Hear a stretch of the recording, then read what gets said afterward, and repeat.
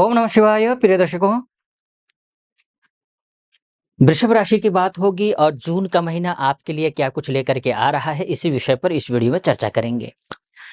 सबसे पहले स्वास्थ्य की बात करें तो स्वास्थ्य के दृष्टिकोण से देखा जाए तो वैसे तो कहा गया है, जब लग्नेश या राशिश द्वादशस्थ या त्रिकस्थ हो जाता है तो स्वास्थ्य का विशेष ख्याल रखना चाहिए। लेकिन आपके लिए यानी कि वृषभ लग्न या राशि वालों के लिए शुक्र का द्वादशस्थ होना उतना ज्यादा अशुभ नहीं होता है। इसलिए अगर अस्वस्थ हैं तो ख्याल रखिए, अगर स्वस्थ हैं तो एक्सरसाइज, योग इत्यादि करते रहिए, लेकिन किसी बड़ी समस्या से आप घिरते हुए कम से कम जून के महीने में आप दिखाई नहीं दे रहे हैं स्वास्थ्य के दृष्टिकोण से। ये आप समझ लीजिए। स्वास्थ्य की बात हो गई, उसके बाद बात कर लेते हैं, पैसे की बात कर लेते हैं कि पैसा कितना आएगा।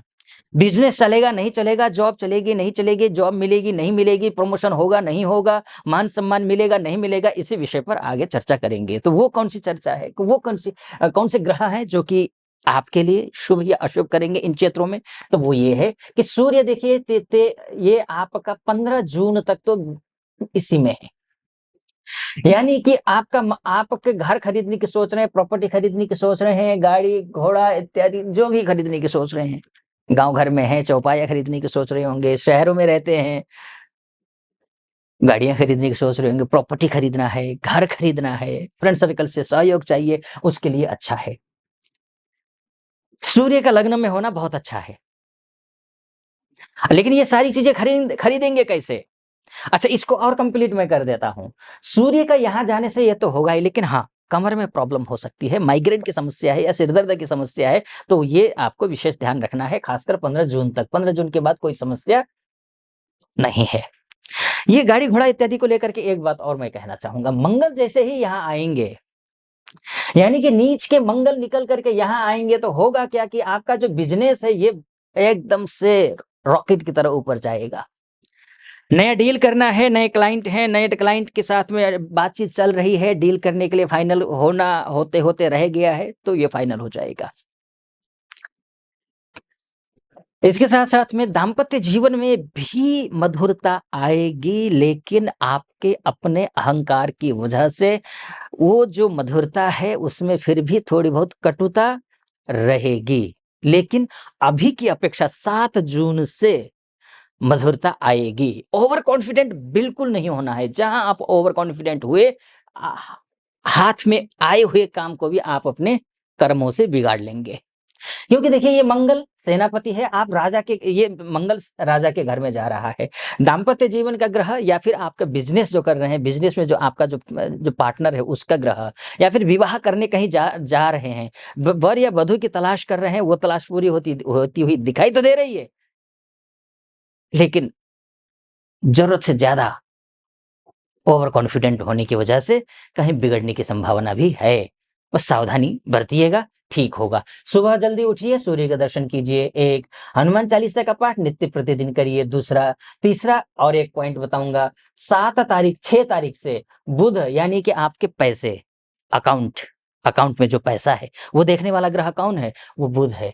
वो आपके लव लाइफ को देखने वाला ग्रह कौन है? ये बुध है। आपकी संतान को देखने वाला ग्रह कौन है? वो बुध है। आपके एजुकेशन को देखने वाला ग्रह कौन है? वो बुध है। आपके बौद्धिक क्षमता को देखने वाला ग्रह भी बुध ही है। तो उस स्थिति में बुध जो है अपने घर में जाएगा, स्वगृही होगा, यानी कि जब द्वितीय अपने घर में रहेंगे तो आपके अकाउंट को देख करके आपको दिल को तसल्ली मिलने जा रही है। इतना आप समझ लीजिए।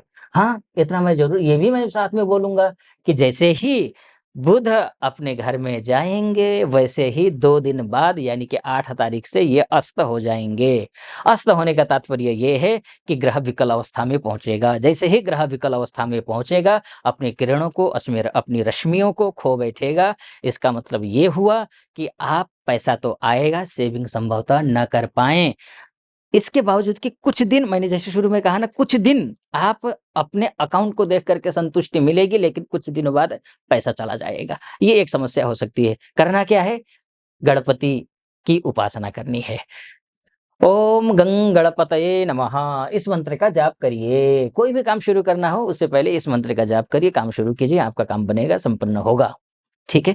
आगे मैं बढ़ूँ उससे पहले एक निवेदन का आपके समक्ष रखना चाहूँगा। यहाँ तक पहुँचे हैं आप और मेरा विश्लेषण सटीक लग रहा हो तो चैनल को सब्सक्राइब कर दीजिएगा। वीडियो को लाइक और कमेंट बॉक्स में जाकर के महादेव का भक्त हूँ, गर्व से कहता हूँ महादेव का भक्त हूँ, कृपा आप पर भी बनी रहे ऐसी मेरी कामना। हर हर महादेव 5 बार, 11 बार, 21 बार जो भी श्रद्धा बने आप लिख दीजिएगा। चलिए फिर से वापस लौट करके ग्रहों पर आता हूँ। जो विद्यार्थी हैं, उनके लिए बहुत अच्छा है। बस एक ही बात कहूँगा मैं, देखिए बुध बुद्धि का ग्रह होता है और विद्यार्थियों का जो काम होता है बौद्धिक काम ही होता है, उनको समझना होता है, उनको कंसंट्रेशन बनाना होता है। उसके लिए बुध का अच्छा होना ज़रूरी है। बुध चूँकि मैंने अब जैसे कहा आपका कि अस्त है, 8 तारीख से अस्त रहेगा और पूरे महीने भर अस्त है। तो आपसे भी एक बात बोलूँगा मैं, ओवर कॉन्फिडेंट मत होइए विद्यार्थियों के लिए मैं बोलूँगा, या फिर किसी के साथ रिलेशनशिप में हैं, किसी की बातों में आकर के रिलेशनशिप को जो है खराब मत करिए। दूसरी बात, तीसरी बात मैं बोलूँगा, अगर आप यहाँ पर संतान प्राप्ति के प्रयास कर रहे हैं, तो हो सकता है आपके 1-2 बार का प्रयास सफल ना रहे। लेकिन निराश, हताश होने की ज़रूरत नहीं है, बुध अमूमन अस्त होता ही रहता है। तो अब ऐसी स्थिति में होगा क्या कि आप थोड़ी-सी उपासना कर लेते हैं, जैसे कि गौ सेवा कर लीजिए, इससे ठीक हो जाएगा बुध, काफ़ी हद तक ठीक हो जाएगा। प्रातः मैंने कहा ही आपसे कि सुबह जल्दी उठिए, सूर्य का दर्शन कीजिए, तो इससे आपका कॉन्फिडेंस लेवल अच्छा बढ़ेगा, ये होगा।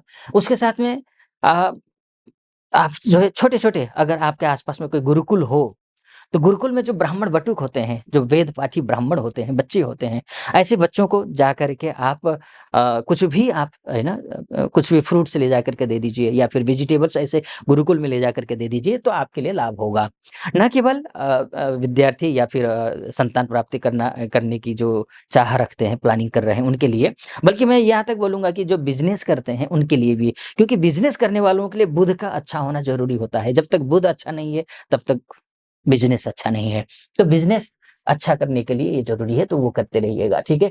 बाकी देखिए मैंने मोटा-मोटे तौर पर आपको लगभग ग्रहों की स्थिति बता दी है। हाँ, यहाँ पर शुक्र की स्थिति मैं बता देता हूँ एक बार और। शुक्र नीच भंग राजयोग बना रहे हैं, जो कि आपके लिए सबसे ज़्यादा शुभ हैं। नीच भंग माफ़ कीजिए विपरीत राजयोग, नीच भंग नहीं, विपरीत राजयोग बना रहे हैं, ये है।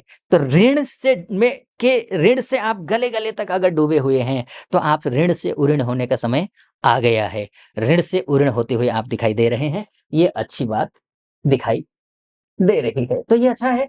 लेकिन ध्यान रखिएगा मैंने मोटा-मोटी तौर पर आपको बताने की कोशिश की है कि ये ग्रह यहाँ जाएगा तो ये जून का महीना ऐसा रहेगा और मैं भरोसे से के साथ कह सकता हूँ, जैसे ग्रहों की स्थिति है उस हिसाब से जून के महीने में कई सारे रिकॉर्ड टूट सकते हैं, बशर्ते आप अपने आचार, विचार, व्यवहार, संस्कार को अच्छा बनाए रखिए, तो निश्चित रूप से अच्छा ही होगा। लेकिन ये तो मोटा-मोटी तौर पर है।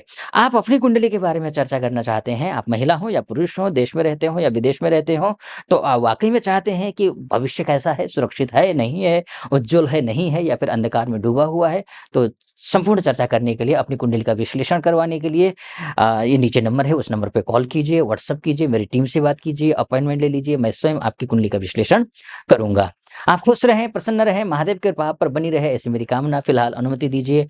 ओम नमः शिवाय।